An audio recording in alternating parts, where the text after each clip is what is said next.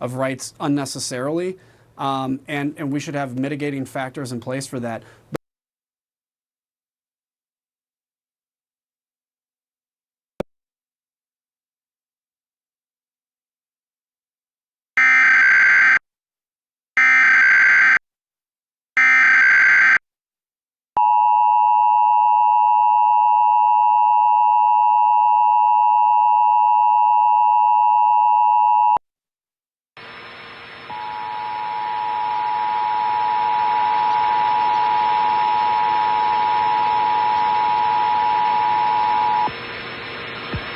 This is a test of the National Emergency Alert System.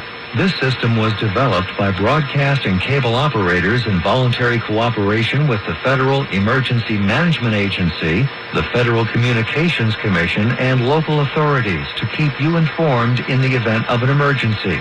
If this had been an actual emergency, an official message would have followed the tone alert you heard at the start of this message. No action is required.